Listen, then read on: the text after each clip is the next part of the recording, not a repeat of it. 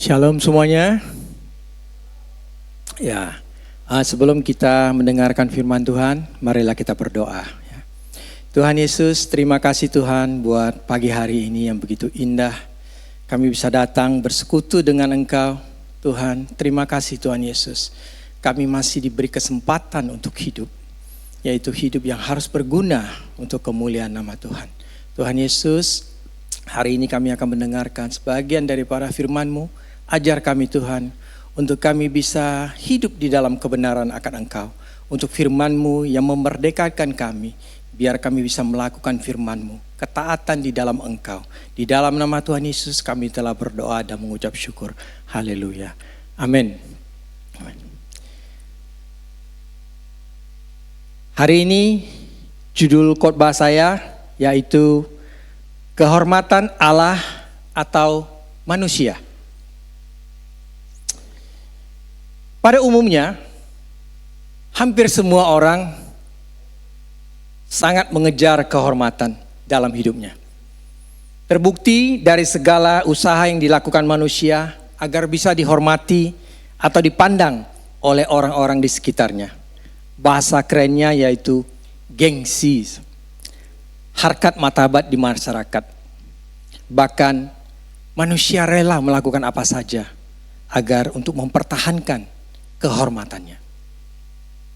Mereka sangat takut kehilangan muka di mata orang, sehingga kadang-kala harus berbohong, bahkan juga harus memutar balik kebenaran, sehingga tidak kelihatan di mata orang kehormatannya hilang. Seringkali kehormatan manusia ini bisa melebihi kehormatan Allah, karena manusia menganggap Tuhan tidak kelihatan, sedangkan manusia kelihatan. Kita sering mendengar gak? Istilah begini, mau taruh di mana mukaku? Atau apa kata dunia nanti? Kalau saya begini, kalau saya begitu, iya atau tidak? Sering ya kita dengar itu ya. Manusia berusaha sekuat tenaga untuk sekolah tinggi, ya, untuk mendapatkan pekerjaan yang baik, profesional, berbisnis, untuk menjadi orang yang berhasil dan terpandang. Dan ketika berhasil dan kaya, mendapatkan pengakuan dan hormat dari hadapan manusia. Tapi manusia kadang lupa, kehormatan manusia hanya sampai di kehidupan dunia ini saja. Tetapi kehormatan kepada Allah, yaitu kehormatan yang bisa dibawa sampai kepada kekekalan. Tetapi kenapa manusia banyak yang terjebak dalam hal ini? Baik untuk orang yang percaya maupun orang yang belum percaya kepada Tuhan. Nah, hari ini, pagi ini, kita mau belajar apa yang harus kita lakukan. Sebagai orang-orang yang percaya, kita harus mengutamakan kehormatan Allah daripada kehormatan manusia. Nah, kita akan belajar dari firman Tuhan yang terambil dari Yohanes 12 ayat 37 sampai kepada 50.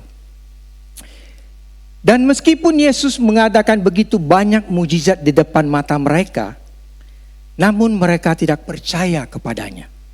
Supaya genaplah firman yang disampaikan oleh Nabi Yesaya, Tuhan, siapakah yang percaya kepada pemerintahan kami?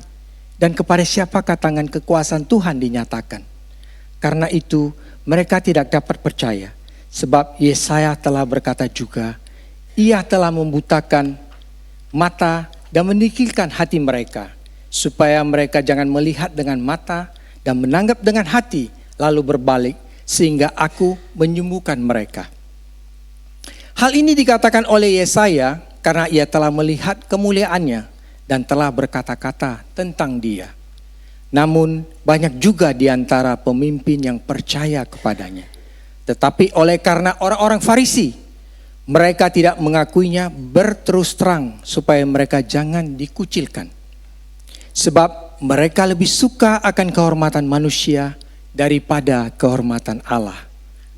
Tetapi Yesus berseru katanya, barang siapa percaya kepadaku, ia bukan percaya kepadaku, tetapi kepada Dia yang telah mengutus aku. Dan barang siapa melihat aku, ia melihat Dia yang telah mengutus aku. Aku telah datang ke dalam dunia sebagai terang, supaya setiap orang percaya kepadaku jangan tinggal di dalam kegelapan. Dan jika seorang mendengar perkataanku tetapi tidak melakukannya, aku tidak menjadi hakimnya. Sebab aku datang bukan untuk menghakimi dunia, melainkan untuk menyelamatkannya. Barang siapa menolak aku dan tidak menerima perkataanku, ia sudah ada hakimnya, yaitu firman yang telah kukatakan, itulah yang menjadi hakimnya pada akhir zaman. Sebab aku berkata-kata bukan dari diriku sendiri, tetapi Bapa yang mengutus aku. Dialah yang memerintahkan aku untuk mengatakan apa yang harus aku katakan dan aku sampaikan. Dan aku tahu bahwa perintahnya itu adalah hidup yang kekal. Jadi apa yang aku katakan, aku menyampaikannya sebagaimana yang difirmankan oleh Bapa kepadaku. Bapak Ibu Saudara sekalian, firman yang baru kita baca ini, yaitu konteksnya adalah kedegilan orang-orang Yahudi pada zaman Tuhan Yesus.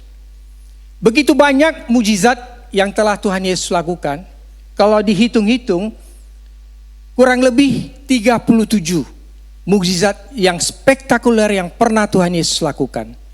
Itu belum yang tercatat di dalam Injil ya, keempat Injil itu. Masih ada yang lain. Tetapi mereka tetap saja bandel, gak mau percaya. Karena Yesaya sudah, ini untuk menggenapi firman yang disampaikan oleh Nabi Yesaya, yaitu di Yesaya 53 ayat 1, yang mana dikatakan tentang tadi, barang siapa yang akan percaya kepada pemerintahan kami. Dan juga di Yesaya 6 ayat 10 dikatakan bahwa Ia telah menenggilkan mata mereka, hati mereka, dan sehingga tidak bisa melihat, tidak bisa mendengar. Tetapi ada juga, banyak juga pemimpin yang percaya, tetapi mereka tidak berani terang-terangan karena takut dikucilkan. Mengakui secara terang-terangan pada zaman itu akan memberikan dampak negatif kepada para pemimpin ini. Karena mereka memikirkan jabatannya. Mereka memikirkan status.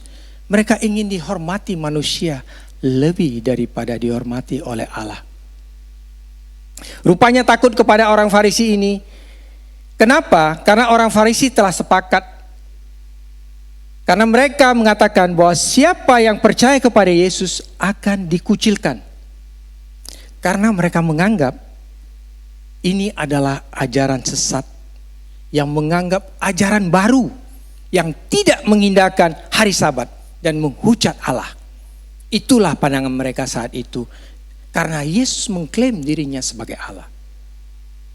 Padahal berulang kali Tuhan Yesus berusaha menjelaskan kepada mereka. Ya, kita lihat di ayat 44 sampai 46, Tuhan Yesus menjelaskan bahwa memang aku inilah Mesias yang keluar dan datang dari Allah. Begitu jelas menerangkan siapa diri Tuhan Yesus sebenarnya, posisinya, fungsinya, dan apa hubungannya dengan Bapa kepada orang-orang Yahudi.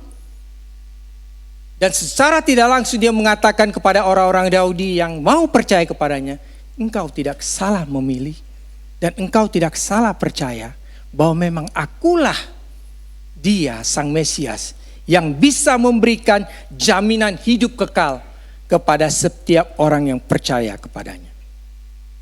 Di ayat 47 dikatakan, Tuhan Yesus juga memperingatkan orang-orang Yahudi yang mendengar perkataannya, tetapi tidak melakukan. Dia katakan, aku tidak menjadi hakimnya, sebab aku datang bukan untuk menghakimi dunia, melainkan untuk menyelamatkannya. Kedatangan kedua kali Tuhan Yesus, barulah Tuhan Yesus akan menjadi hakim. Jadi selagi masih ada kesempatan, percayalah kepada Tuhan Yesus. Di ayat 48 dikatakan juga, bagi orang yang menolak, Tuhan Yesus telah berkata, akan menjadi hakim mereka, firman yang telah Tuhan Yesus sampaikan akan menjadi hakim pada akhir zaman. Menolak berarti tidak selamat, melainkan binasa. Takut dikucilkan ini juga terjadi, saudara.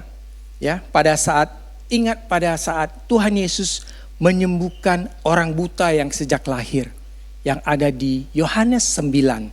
Ya, pada saat itu orang-orang Yahudi nggak bisa percaya, ini kok orang lahir buta kok bisa melihat. Sehingga mereka membawa orang ini bertanya kepada orang tuanya, bagaimana kok ini orang dari buta lahir kok bisa melihat? Dia tanya kepada orang tuanya. Saudara tahu, karena orang tuanya ini juga takut akan dikucilkan, sehingga dia bilang begini, dia ini sudah gede, sudah besar, sudah dewasa, dia bisa berbicara atas dirinya sendiri. Karena orang tuanya juga takut, saudara, akan dikucilkan. Makanya firman-Nya dikatakan orang tuanya berkata demikian karena mereka takut kepada orang-orang Yahudi, sebab orang-orang Yahudi itu telah sepakat bahwa setiap orang yang mengaku dia sebagai Mesias akan dikucilkan. Tetapi tidak demikian kepada orang yang buta disembuhkan tadi. Kita lihat ya, nanti saudara bisa baca di rumah masing-masing Yohanes 9 ya. Ceritanya bagaimana, panjang, tapi di sini dikatakan bahwa apa?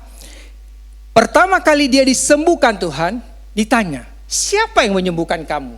Dia bilang orang yang namanya Yesus. Dia nggak kenal, cuma dengarnya namanya Yesus pertama kali. Yang kedua ditanya lagi, menurut kamu siapa yang telah menyembuhkan kamu ini? Meningkat, saudara, dari yang tadi cuma dengarnya namanya Yesus, sekarang dia itu seorang nabi. Nah, ketiga kali ditanya lagi, siapakah orang itu? Naik lagi imannya, saudara. Dia itu adalah Tuhan. Sebelum dia berargumen, sebelum dia istilahnya berargumen, berdebat dengan orang Farisi itu, karena orang Farisi itu memaksa bahwa enggak, dia bukan dari Allah. Karena orang yang buta ini, kalau bukan dari Allah, kok mata saya bisa melek? Nggak mungkin. Dia sampai bisa berdebat dan akhirnya saat dia diusir oleh orang Farisi, Tuhan Yesus menawarkan keselamatan. Akhirnya dia menerima Tuhan Yesus sebagai Tuhan dan Juru Selamat.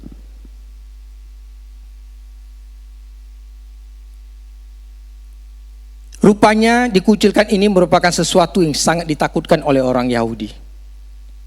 Karena mereka akan dikesampingkan dalam urusan keagamaan.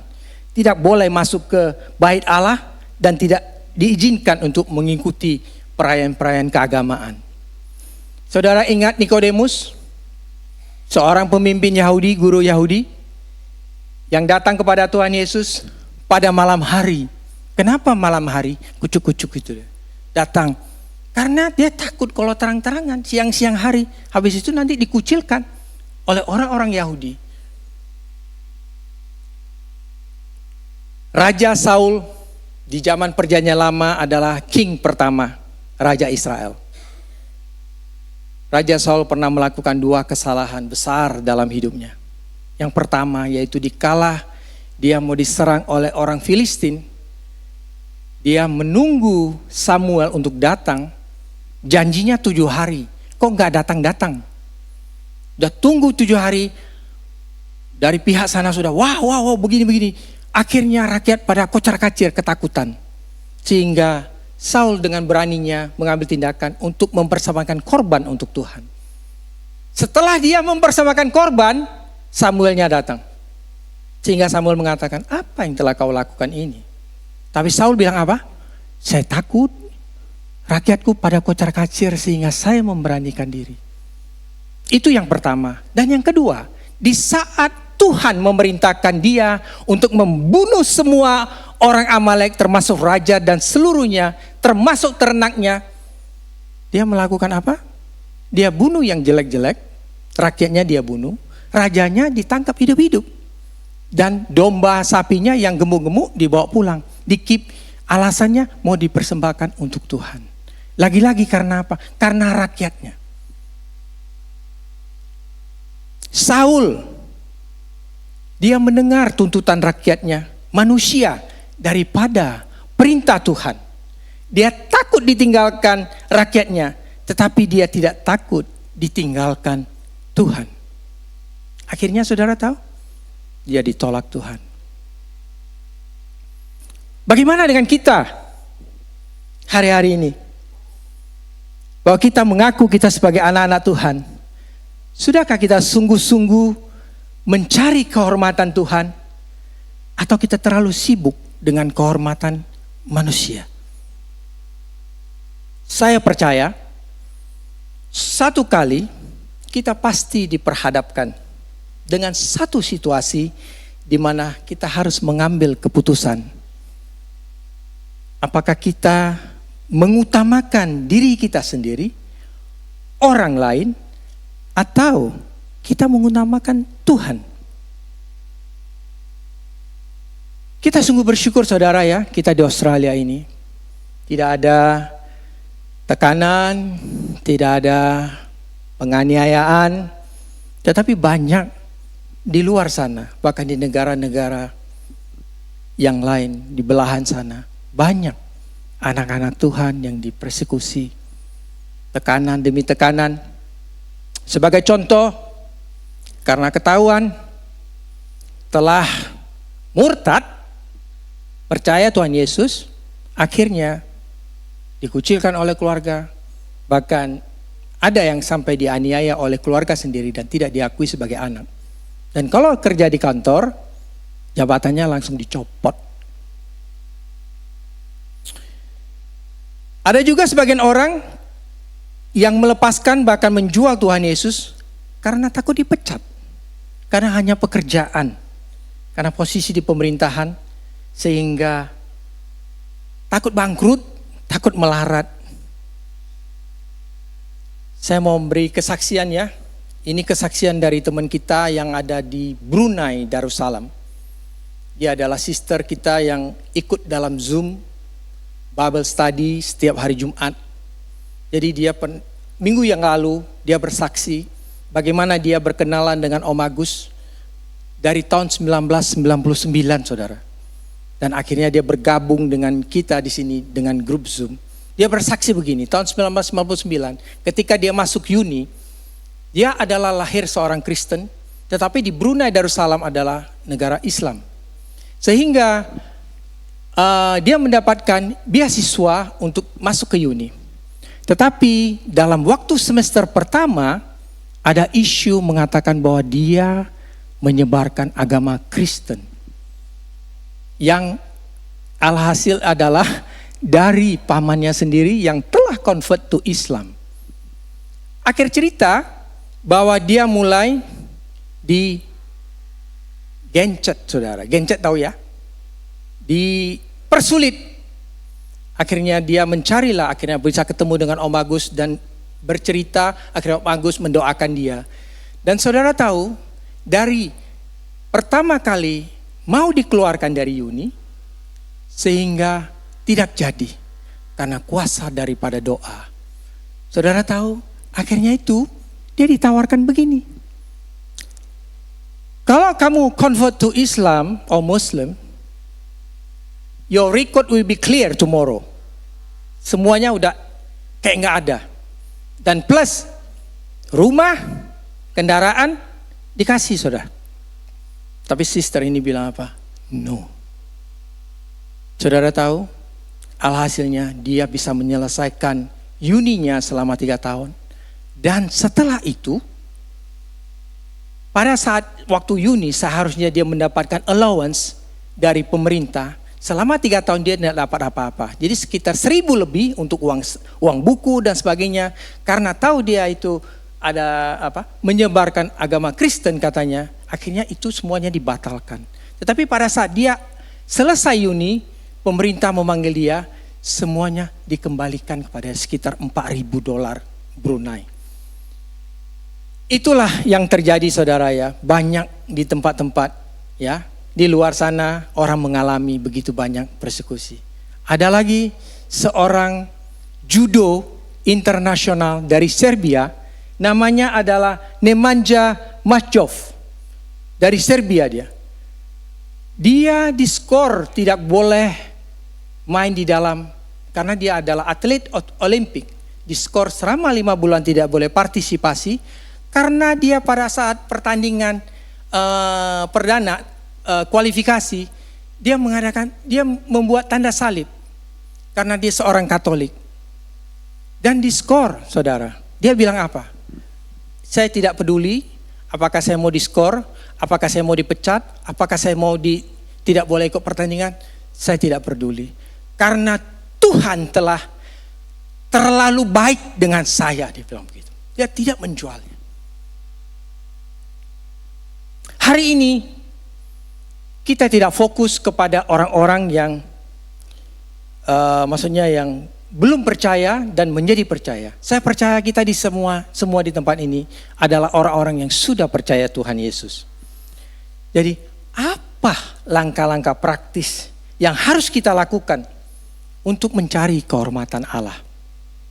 Yang pertama, yaitu kita harus memprioritaskan Tuhan dalam segala kehidupan kita. Kita harus berani dengan berterus terang kepada orang banyak di sekitar kita, bahwa kita ini anak Tuhan. Saya ini following of Christ. Kita harus menempatkan Tuhan nomor 1. Kita harus menyadari sepertinya bahwa hidup kita ini sudah ditebus oleh Tuhan dan diselamatkan. Kalau tidak, kita ini mati binasa, saudara. Kita berhutang nyawa dengan Tuhan Yesus. Sehingga apapun yang kita lakukan, kita harus memuliakan namanya. Jangan membuat sedih hatinya. Hidup kita ini telah dibeli dengan darah dan lunas dibayar. Bukan nyicil, saudara. Lunas dibayar. Tetapi tanpa kita sadari, ataupun kita sadari, kita kadang-kadang lebih segan takut kepada manusia daripada kepada Tuhan. Contoh, saat kita mau dipanggil interview di tempat kerja, anggap janji interview jam 10, pasti kita datang jam 9, benar gak? Kenapa? Takut terlambat, bangunnya pun pagi-pagi, bila perlu gak perlu sarapan. Kenapa? Mau cepet-cepet ke sana. Tapi, kalau kita mau pergi gereja,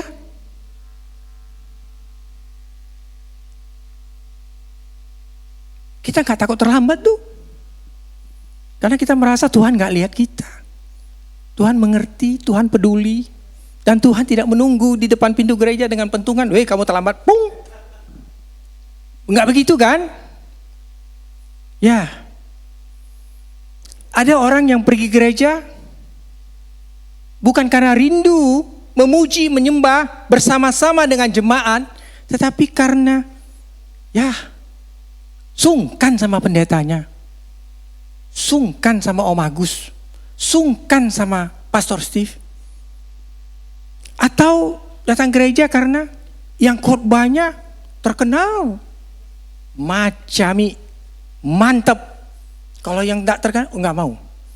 Om Agus pernah bersaksi ya di grup Zoom kita, itu beberapa tahun yang lalu, Tante Mena ada di sini. Pada saat itu Tante Mena lagi hamil, nggak tahu hamil siapa ya waktu itu, yang kedua atau ketiga. Di gereja kedatangan pendeta Yusuf Roni. Tahu ya Yusuf Roni ya? Waduh, gerejanya penuh, saudara. Sampai Tante Mena mau duduk juga nggak ada tempat. Nah, ditunggu-tunggu, pendeta pas Yusuf Roninya nggak muncul-muncul. Akhirnya nggak datang, saudara.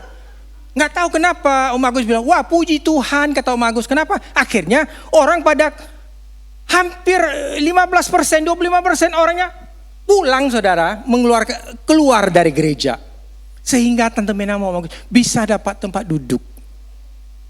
Nah, saudara tahu, digantikan oleh seorang pendeta bule ya, kalau nggak salah ya. Preachingnya Om Agus bilang, wow, luar biasa. Jadi saudara, kita ke gereja bukan karena pendeta, bukan karena pengkhotbah, tetapi karena Tuhan. Kita rindu. Oke? Saudara, saya bertanya, apakah di saat kita Mau pergi gereja atau di saat hari Rabu, ada nggak kerinduan kita? Wow, nanti hari Minggu saya mau ke gereja, saya mau bertemu dengan Tuhan. Atau ya minggu lagi. Tanya lagi, siapa yang khotbah? Nah, iya kan? Ya kan? Kalau yang khotbah ini nggak mau dah, nggak dapat apa-apa. Mau dapat apa, saudara? Ayo.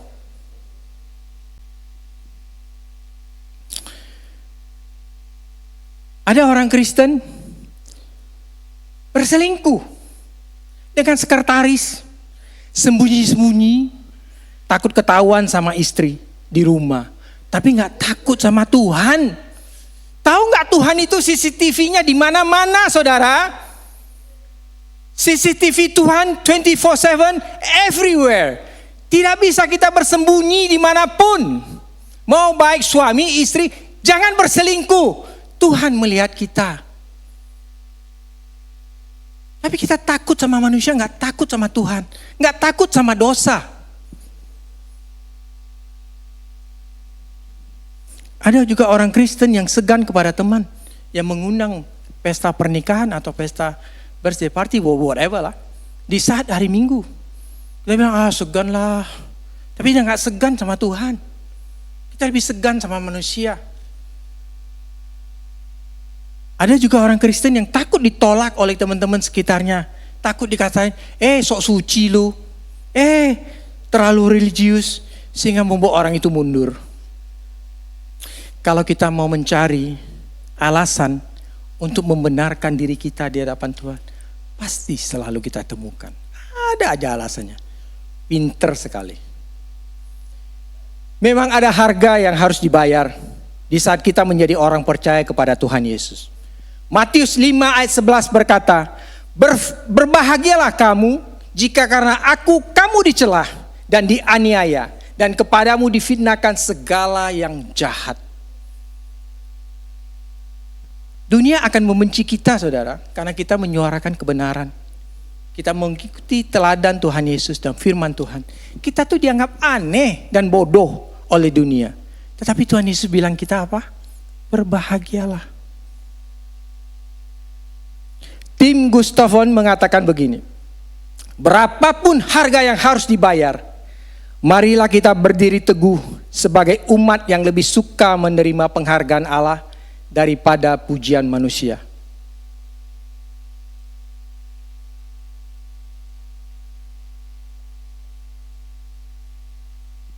Rasul Paulus adalah salah satu contoh daripada orang Farisi yang bertobat dan berani mengambil resiko setelah perjumpaan pribadinya dengan Yesus. Ingat ya, pada saat dia mau berjalan ke Damaskus, di perjalanan dia untuk menganiaya jemaat Tuhan, dia berjumpa dengan Tuhan Yesus. Saat itu dia bertobat dengan sungguh-sungguh. Dia nggak peduli, dia nggak pernah takut, dia all out semuanya. Sebagai informasi bagi kita, tahu nggak, di perjanjian baru ada 27 buku ya, dan 4 Injil, kisah para rasul, dan surat-surat. Hampir mencapai setengah adalah dari Rasul Paulus. Dan dia menjadi rasul yang menjangkau bangsa-bangsa non-Yahudi. Dan juga dia pernah memberikan contoh teladan di saat dia menulis surat kepada jemaat di Galatia. Karena pada saat itu jemaat Galatia sangat mudah terkecoh dan berbalik daripada Tuhan. Mau murtad gitu loh. Ada orang memberitakan Injil yang lain. Sehingga Rasul Paulus mengatakan begini. Sekalipun kami atau seorang malaikat dari sorga yang memberitahukan kepadamu satu Injil yang berbeda dengan Injil yang kami beritakan kepadamu, terkutuklah dia. Bahkan Paulus mengulanginya 2 kali. Terkutuklah dia. Sehingga Galatia 1 ayat 10 dikatakan, bagaimana sekarang? Adakah ku cari kesukaan manusia atau kesukaan Allah? Adakah ku coba berkenan kepada manusia? Sekiranya aku masih mau mencoba berkenan kepada manusia, maka aku bukanlah hamba Kristus. Paulus luar biasa. Dia tegas. Dia berani dan tidak takut kepada apapun yang terjadi yang akan menimpa dia. Bapak Ibu Saudara sekalian, saya juga pernah, karena saya kerja sekarang ya, Monday to Friday, dulu Saturday. Jadi pernah Sunday saya dipanggil orang kerja selalu. Ayo, hari Sunday gimana? Saya bilang, no, not Sunday. Sunday I'm going to church. Ketawa dia saudara. Hahaha, are you going to church? So, what's wrong with going to church? Dia ketawain saya. Memang saudara, kadang kita pergi gereja diketawain, dianggap orang bodoh, orang aneh. Kok mau percaya gitu-gituan? Tapi saya bilang no. Saya percaya Tuhan saya sanggup memberkati saya dengan caranya yang ajaib. Tidak harus melalui kamu. Kalau kamu gak bisa, okay, no problem. My God can do something else even bigger than that. Dia bisa panggil orang untuk memanggil servis saya. Saudara, ingat ya, Tuhan sudah mengalokasikan berkat-berkat untuk kita semua. Jangan khawatir. Kalau memang berkat itu buat kita, bagaimanapun juga seorang presiden pun gak bisa menghalanginya. Percaya saudara? Kalau memang untuk kita, pasti datang kepada kita. Gak akan lari kemana. Jangan takut. Ada orang yang bilang gini, itu kan kalau orang bisnis. Bagaimana dengan kalau orang yang bekerja pada orang lain? Saudara jangan pikir Tuhan itu seperti kita. Dan kita pikir kalau gak ada bonusnya, di mana uang tambahannya? Tuhan bisa membuat. Seharusnya saudara itu mengeluarkan duit, tapi saudara diselamatkan, tidak perlu mengeluarkan duit itu. Penghasilan, expenses. Penghasilannya sama, kalau expensesnya berkurang, bagaimana? Yang seharusnya saudara bayar, tapi saudara nggak perlu bayar. Saudara dihindarkan dari malapetaka, atau dari kena SIM tilang, atau segala macam. Tuhan terlalu banyak cara saudara. Terlalu banyak cara. Jangan batasi Tuhan dengan pikiranmu, dengan otakmu yang hanya sebesar bakpao. Oke? Otak kita cuma sebesar bakpao saudara. Kita jangan batasi Tuhan. Tuhan bisa bekerja dengan luar biasa yang tidak terbayangkan oleh pikiran kita.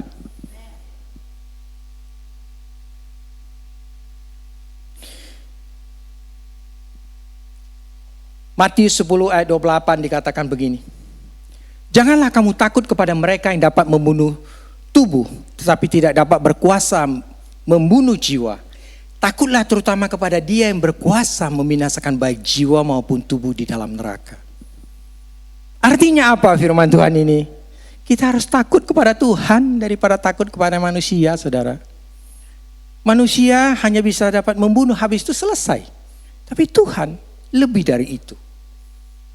Makanya kita harus mencari kehormatan Tuhan Allah daripada kehormatan manusia. Karena kehormatan manusia ini sebentar saudara. Saudara tahu bahwa akhir manusia selalu pada saat menghembuskan nafas yang terakhir. Jamnya tuh 15.24. Habis itu bisa apa? Gak ada apa-apanya.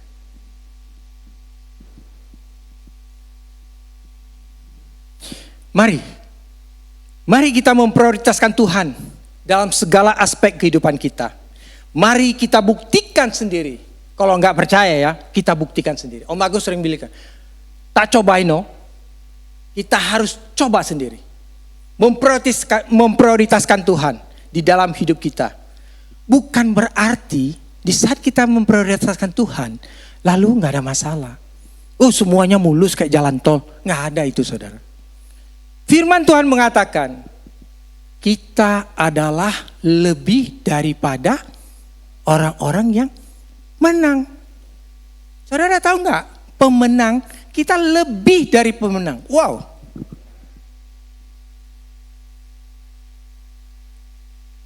Ada kesaksian saudara, seorang pendeta, dia baru mau pergi berkhotbah, nggak taunya tiba-tiba anaknya meninggal. Jadi istrinya bilang anak kita meninggal. Sang pendeta bilang, waduh saya mesti bawa khotbah ini minggu. Akhirnya bilang, ya udah saya pamitan, saya pergi khotbah dulu ya, nanti baru saya pulang. Isinya rada marah. Lu kalau duniawi marah deh Bapak Saudara. Anak mati lu pergi berkhotbah.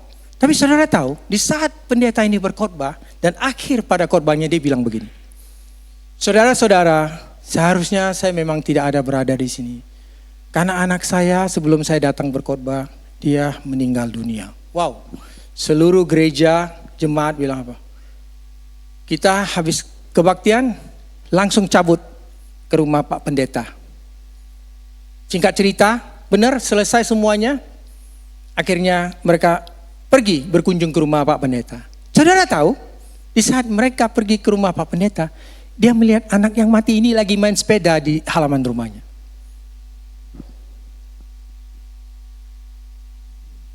Jadi, saya tidak mengatakan bahwa dikala terjadi sesuatu seperti ini, saudara harus melakukan yang seperti pendeta ini lakukan ya. Tetapi ini adalah satu pengajaran bagi kita, yaitu bagaimana kita memprioritaskan Tuhan. Tetapi semuanya balik kepada Tuhan. Apa Tuhan yang mau melakukan di dalam hidup kita masing-masing. Karena Tuhan itu deal sama kita masing-masing. Tidak sama. Mungkin sama pendeta ini begini, tapi sama pendeta itu begini. Tapi intinya adalah bagaimana kita bisa memprioritaskan Tuhan dalam hidup kita. Dalam setiap tindakan yang kita ambil. Itu yang pertama. Yang kedua, apa yang harus kita lakukan? Jangan takut dikucilkan manusia, tetapi takut dikucilkan Tuhan. Banyak orang takut dikucilkan manusia, tetapi tidak takut dikucilkan Tuhan. Karena mereka berpikir, kalau dikucilkan manusia dampaknya sekarang, tapi kalau dikucilkan Tuhan mungkin nanti gitu. Janganlah kita takut dikucilkan manusia. Kalau kita melakukan kebenaran, Tuhanlah yang akan membela kita. Tetapi kalau Tuhan yang mengucilkan kita, siapa yang sanggup membela kita? Bahkan seluruh umat manusia pun tidak sanggup membela kita. Adakah benar atau enggak? Jadi lebih baik dikucilkan manusia daripada dikucilkan Tuhan. Banyak orang yang sakit hati dan sedih jika direndahkan dan tidak dihormati oleh orang-orang di sekitar. Sedih banget, aduh kok saya dihina begini ya. Ya mungkin karena financial, karena status sosial, karena pekerjaan saya atau bagaimana. Sedih banget. Rasanya dunia mau runtuh. Rasanya bokangguan gitu loh bahasa kerennya. Tahu bokangguan? Cak boilo. Itu namanya cak boilo. Tak bisa makan. Pesan saya saudara, jangan sakit hati, jangan sedih. Ampuni mereka. Asalkan jangan Tuhan yang merendahkan dan melupakan kita. Kalau Tuhan yang sudah merendahkan dan melupakan kita, nah itu baru masalah besar. Kalau manusia, don't worry. Matius 10 ayat 37. Firman Tuhan mengatakan, setiap orang yang mengakui aku di depan manusia, aku juga akan mengakuinya di depan Bapakku di sorga. Tetapi barang siapa menyangkal aku di depan manusia, aku juga akan menyangkalnya di depan Bapakku di sorga. Di Injil Lukas juga dikatakan, barang siapa malu karena aku dan karena perkataanku, anak manusia juga akan malu karena orang itu ketika dia datang dalam kemuliaannya bersama malaikat-malaikatnya. Jangan malu saudara, kita harus berani mengatakan, dan kita juga jangan takut dikucilkan oleh manusia. Tapi takutlah kalau kita diremehkan, dikucilkan oleh Tuhan. Saudara lihat Stefanus ya, adalah martir pertama yang dia dilempar batu. Sebelum dia mati, dia melihat ke atas, langit terbuka, Tuhan Yesus berdiri. Biasanya ngomongnya apa? Tuhan Yesus duduk di sebelah kanan Allah Bapa. Kali ini Tuhan Yesus berdiri, memberikan penghormatan, kagum, dan juga menerima kesaksian dan menjadi pembela bagi Stefanus. Firman Tuhan selalu mengingatkan kita bahwa selalu ada konsekuensi apabila kita tidak berani mengakui atau malu mengakui Tuhan Yesus di depan manusia, dan kita juga menyangkal Tuhan. Petrus di jemaat mula-mula pernah di Kisah Para Rasul 5:28 ayat 29 ceritanya bahwa dia ditangkap dan akhirnya katanya dengan keras kepada kami. Kami melarang kamu mengajar dalam nama itu, namun ternyata kamu telah memenuhi Yerusalem dengan ajaranmu dan kamu hendak menanggungkan darah orang itu kepada kami. Tetapi Petrus dan rasul-rasul itu menjawab katanya, kita harus lebih takut kepada Allah daripada kepada manusia. Sikap Petrus dan para rasul ini yang memilih takut kepada Allah daripada kepada manusia harus kita contoh. Anon mengatakan begini, takut akan Tuhan adalah penangkal terbesar melawan rasa takut kepada manusia. Saya sampai kepada kesimpulan. Jadi apa yang harus kita lakukan? Mari kita kejar kehormatan Allah, bukan kehormatan manusia yang hanya singkat sampai kepada nafas terakhir saja, saudara. Tetapi kalau kita mencari kehormatan Allah, kita akan bawa sampai kepada kekekalan. Yang pertama yang harus kita lakukan, yaitu langkah praktis, kita harus memprioritaskan Tuhan dalam segala aspek kehidupan kita. Jangan takut terang-terangan kepada orang, saya ini anak Tuhan. Tapi kita harus bertingkahlah seperti anak Tuhan. Jangan bilang saya anak Tuhan, tapi tingkahnya seperti anak setan. Jangan, malu Tuhan Yesus nanti, saudara. Kita jangan mempermalukan Tuhan. Yang kedua, jangan takut dikucilkan manusia, tapi takutlah dikucilkan Tuhan. Kalau kita direndahkan oleh manusia, don't worry. Tapi kalau kita direndahkan, dikucilkan Tuhan, cilaka besar. Amin. Kita ajak berdoa selesai.